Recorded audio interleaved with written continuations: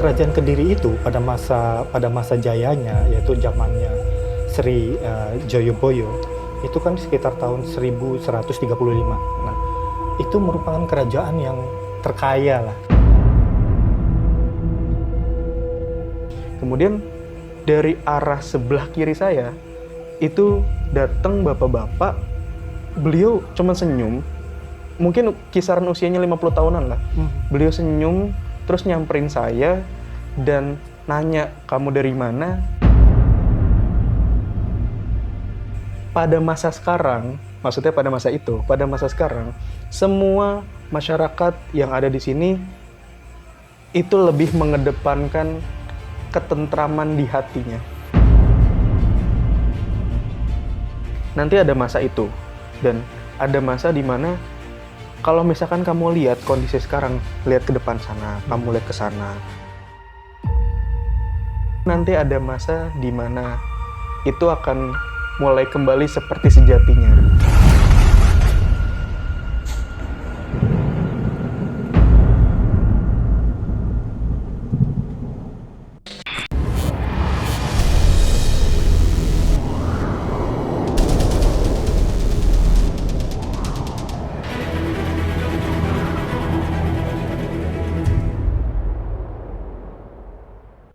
Assalamualaikum warahmatullahi wabarakatuh. Waalaikumsalam. Kembali bersama kami di Time Travel. Rahayu dan salam sejahtera untuk kita semua. Nah, Sobat Time Travel, Alif, semuanya, semoga selalu dalam lindungan Tuhan Yang Maha Kuasa dan selalu diberikan kemudahan di masa-masa yang sekarang ini. Nah, Alif, ini jadi kayak tantangan nih, Alif. Apa tuh, Mas? Bisa nggak nih, Alif, di episode kali ini kita melakukan penelusuran, tapi mengangkat salah satu permintaan dari Sobat Time Travel. Nah, misalnya kayak Sobat Time Travel ini pengen diangkat tentang Kerajaan Kediri pada masa kejayaannya Sri Joyoboyo, gitu. Bisa nggak? Insya Allah. Insya Allah bisa. Oke. Nah, aku juga jadi udah menyiapkan juga nih sedikit literasinya lah untuk Sobat Time Travel supaya kita masuknya lebih enak lagi. Nah, Sobat Time Travel, Kerajaan Kediri atau orang yang dulu sebut sebagai Kerajaan Panjalu juga merupakan kerajaan yang ada di Jawa Timur dalam rentang waktu yang sekitar tahun 1029 sampai 1222 lah, sekitar segitu, yang ada di Jawa Timur. Nah, Panjalu atau Kerajaan Kediri ini merupakan salah satu kerajaan hasil pembelahannya gitu, kayak pembelahan dari kerajaan Raja Airlangga sebelumnya. Oke. Nah, pusatnya itu ada di Dahanapura. Nah, kalau Sobat Time Travel yang ada di Kediri nih gitu, pasti tahu persis ya bahwa ibu kota kuno Dahanapura itu merupakan salah satu bagian yang menjadi wilayah Kediri saat ini. Nah, dari literasinya itu, dari literasi kerajaan Kediri, aku tuh mendapatkan bahwa setidaknya ada dua lah, Liv. Setidaknya ada dua. Ada dua reputasi yang dari dulu sampai sekarang itu masih terjaga dengan baik lah. Salah satunya itu adalah reputasi tentang Kerajaan Kediri itu pada masa jayanya, yaitu zamannya Sri Joyoboyo, itu kan sekitar tahun 1135. Nah, itu merupakan kerajaan yang terkaya lah pada zamannya. Jadi Kerajaan Panjalu atau Kediri ini mewakili kerajaan terkaya yang ada di Nusantara di bagian timur. Kemudian di bagian baratnya tuh ada Kedatuan Sriwijaya. Dan ada juga di masa yang sama ada kerajaan Kekaisaran Tiongkok mungkin ya, yang juga menjadi kerajaan-kerajaan terkaya, dan juga ada lagi Khalifah Abbasiyah ya, kalau nggak salah, yang ada di Ottoman. Arab. Yang ada Di Timur Tengah lah ya. Timur Tengah. Nah, ternyata reputasi itu mereka tetap jaga sampai sekarang loh. Jadi kalau misalnya aku lihat di literasi sekarang itu, ternyata kota Kediri itu di zaman sekarang itu juga merupakan kota terkaya yang ada di Indonesia, menduduki peringkat pertama sampai tahun 2022 ini loh.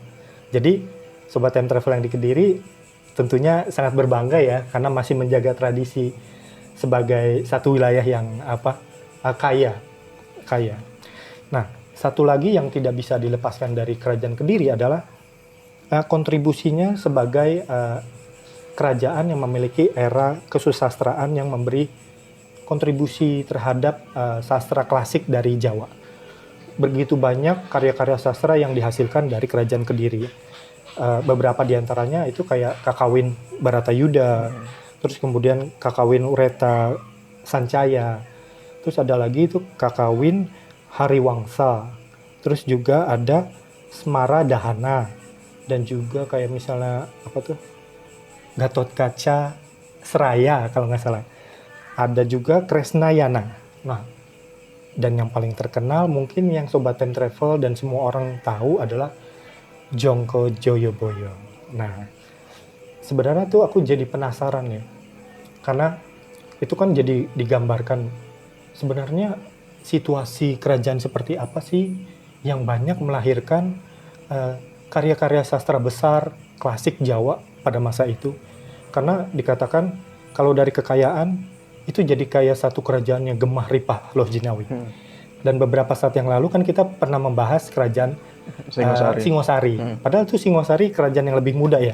Sementara kerajaan Kediri ini kerajaan yang lebih tua dari Singosari. Dan aku ngebayanginnya tuh kalau gemah ripah Loh Jinawi itu penuh apa ya? Gemerlap mewah gitulah ya. Bahkan mungkin lebih mewah dari keadaan Singosari waktu yang kemarin Alif ceritakan. Secara garis besar mungkin kayak sederhana kan gitu. Nah, bisa nggak Alif ke zaman itu melihat apa sih yang sebenarnya melahirkan situasi kehidupan seperti apa di Kerajaan Kediri yang melahirkan karya-karya sastra besar di zaman itu? Silakan. Oke. Bismillahirrahmanirrahim. Sebenarnya episode kali ini makin bikin apa ya? Bikin seneng hati saya. Oke, seneng. Karena kalau misalkan kita pergi ke masa-masa yang dulu, Mas, terutama kerajaan-kerajaan di era-era klasik lah ya, klasik banget lah ya, 1000 Masehi, 1000 tahun 1000-an Masehi gitu ya. Itu bener-bener bikin hati adem, sejuk, nyaman, tentrem gitu. Seakan-akan kalau kita datang ke sana tuh nggak akan mau pulang untuk ngejalanin hidup di zaman sekarang lah gitu bahasanya.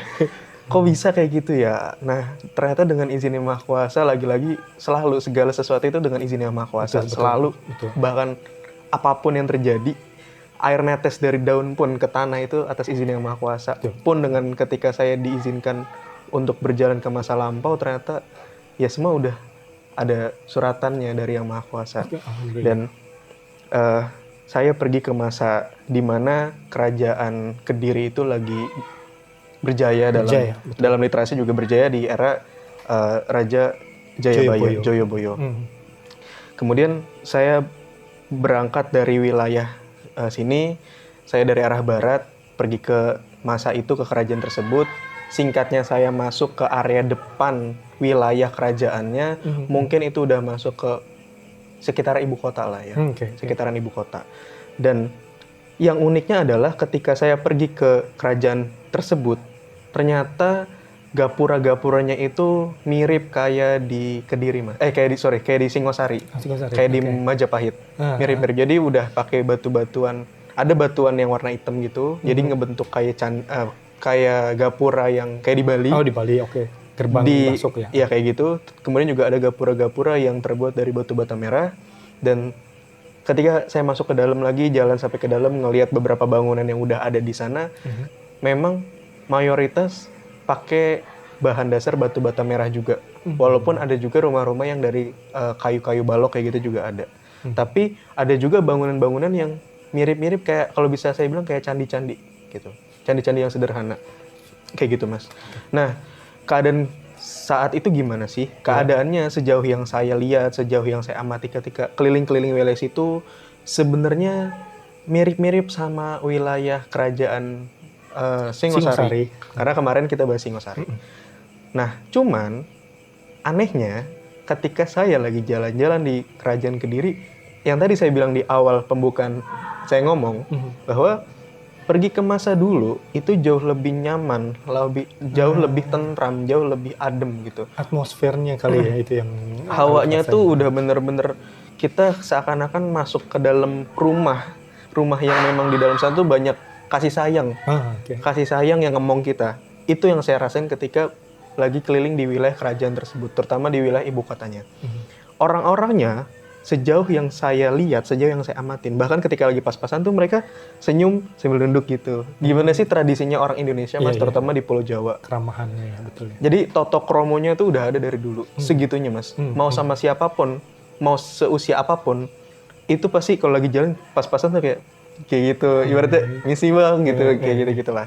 Jadi nunduk, apalagi ke orang yang lebih tua. Bahkan antara orang tua dengan orang yang lebih muda itu juga sopan, ibaratnya kayak nak hati-hati atau pokoknya bahasa-bahasa yang halus lah. Yang mungkin kalau misalkan diterjemahkan ke dalam bahasa sekarang itu maknanya sangat dalam. Nah, mungkin dari hal yang saya bilang barusan itu mungkin melahirkan banyak sastra, Mas. Karena sastra itu kan sejatinya bahasa-bahasa yang mungkin sederhana terlihatnya, tapi sangat dalam maknanya. Iya, betul. Ya kan, sangat tinggi pemahamannya dan sangat luas ilmunya.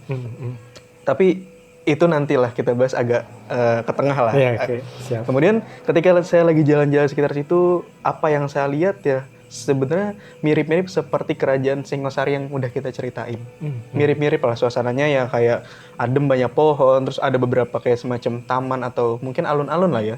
Di situ ada anak-anak main. Nah, pakaian-pakaian orang di masa itu ya pakaian-pakaian yang kain-kainan gitu. Ada yang pakai kemben juga, ada yang kayak pakai semacam kebaya sederhana kalau perempuannya atau ibu-ibunya.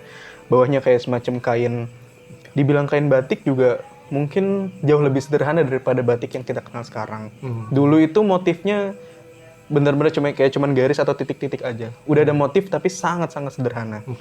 Tapi lebih umumnya itu pakai kain yang warnanya polos, warna netral kayak putih atau misalkan hitam atau mungkin kecoklatan, kayak gitu aja. Orang-orang yang laki-lakinya itu kebanyakan kayak pakai semacam blazer yang di sininya nggak ada bajunya, apa sih ya istilahnya? Nggak ada kancingnya ya gitu. Iya, mereka kebuka tapi dia nggak pakai daleman lagi, jadi kelihatan dadanya, kayak gitu sih. Dan pokoknya sejauh saya jalan-jalan di masa itu bener-bener hati tuh nyaman banget. Sampai akhirnya saya coba mau ke wilayah pusat dari ibu kota tersebut, berarti kan analogi saya berpikir mungkin itu kerajaannya, keratonnya. Hati saya kok akhirnya cuman pengennya jalan ngikutin aja lah, ibaratnya ngelihat keadaan sekeliling. Ya udah saya jalan ngeliatin anak-anak lagi lari-lari, ketawa hahaha. Ada di beberapa rumah-rumah itu di sebelah kanan saya, di sebelah kiri agak jauh sana, ibu-ibu di depan rumahnya itu kayak lagi duduk di bawah. Kan ada juga rumah yang kayak pakai tangga dari batu gitu. Ada lagi kayak megang anyaman apa kayak nampah gitu, terus lagi gitu ngosrek-ngosrek apa segala macam. Terus ada juga bapak-bapak yang kalau saya lewat mereka lagi bawa sesuatu yang digendong, terus kayak gitu. Pokoknya semua ramah. Saya jalan aja ngelewatin suasana yang bener-bener bikin hati adem ayem kayak gitu. Sampai akhirnya saya tiba di suatu lokasi yang nggak jauh dari keramaian masyarakat tersebut, tapi ini jauh lebih sepi. Karena di sini adanya cuman pohon-pohon aja, pohon-pohon yang rindang dan batang-batang itu besar-besar. Saya coba mau istirahat lah ibaratnya, ngadem. Walaupun pada saat itu hawanya sejuk, Mas. Maksudnya terik, tapi tidak sepanas yang ada di zaman sekarang. Kebayang lah ya, Sobat Entrepreneur pasti kebayang maksud saya kayak gimana. Sampai akhirnya saya duduk di bawah pohon rindang itu, kemudian saya lagi nikmatin syahdunya suasana pada saat itu sambil di depan saya tuh ngeliatin hamparan suasana masyarakat di sana, karena kan nggak begitu jauh, Mas. Jarak saya duduk sama jarak masyarakat itu nggak begitu jauh. Kemudian dari arah sebelah kiri saya itu datang bapak-bapak nyeker, pakai celananya kayak segini doang, kayak kain celana gitu segini, sederhana banget. Sederhana, cuman kok beliau cuman senyum, mungkin kisaran usianya 50 tahunan lah. Beliau senyum, terus nyamperin saya dan nanya, kamu dari mana? Beliau ikutan duduk di situ, akhirnya terjadi obrolan yang panjang. Mungkin ini bisa saya sampaikan ke Sobat Travel, saya nggak tahu itu siapa. Karena beliau juga tidak memperkenalkan diri sama sekali, Mas. Cuman nanya-nanya, jadi istilah lebih nanya, terus saya ngejawab. Tanpa saya nanya, beliau ngomong. Tapi beliau tidak memperkenalkan diri, kayak gitu. Jadi intinya, yang bisa saya sampaikan gini. Kalau misalkan kamu, bahasanya, kalau misalkan kamu perhatikan dari tadi kamu jalan sampai akhirnya kamu duduk, lalu kamu merasakan suatu kenyamanan, memang pada masa sekarang, maksudnya pada masa itu, pada masa sekarang, semua masyarakat yang ada di sini itu lebih mengedepankan ketentraman di hatinya. Itu mind blowing kalau bahasa sekarang. Saya antara bisa berpikir atau tidak, Mas. Oke. Nah, kemudian beliau bilang, kalau kamu memperhatikan kenapa orang-orang di sini, di masa ini, lebih mengedepankan ketentraman hati, ketenangan jiwa, karena memang sudah begitu adanya yang dari Yang Maha Kuasa, bahasa gitu. Dan karena juga pada saat ini dipimpin oleh orang yang sangat-sangat bijak. Selain itu, karena pada dasarnya apa yang diajarkan dan apa yang diterapkan oleh masyarakat di sini mengedepankan nilai-nilai keagungan Yang Maha Kuasa sendiri. Jadi akhirnya bahasa kitanya kayak seakan-akan diimplementasikan dalam kehidupan sehari-hari lah gitu. Kemudian beliau melanjutkan beberapa poin-poin yang bisa saya sampaikan, bahwa nanti ada masa di mana orang-orang tidak seperti ini. Tapi ada masa lagi orang-orang akan seperti ini lagi. Sejauh beliau menceritakan, sejauh beliau ngobrol sama saya, sejauh beliau menerangkan sesuatu, saya tuh nggak berani nanya apa-apa. Jadi saya tuh cuman bisa ngomong kalau beliau nanya. Saya juga nggak tahu ini beliau siapa sih gitu kan. Tapi beliau melanjutkan kayak gini.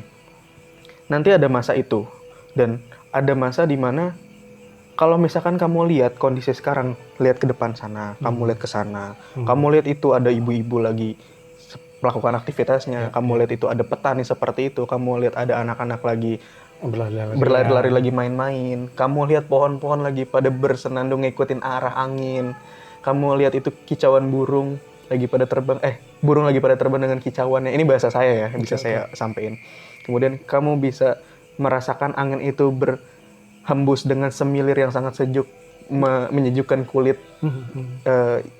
kulit kita gitu. Kamu bisa mendengar suara gemericik air yang berasal dari kali-kali gitu, yang air itu mengalir tanpa ada hambatan apapun. Kamu bisa melihat tanah itu seakan-akan mengeluarkan kesuburannya, walaupun kita ngelihat cuman kasat matanya gitu. Nah, beliau lanjutin, nanti ada masa di mana semua itu mungkin akan mulai sirna.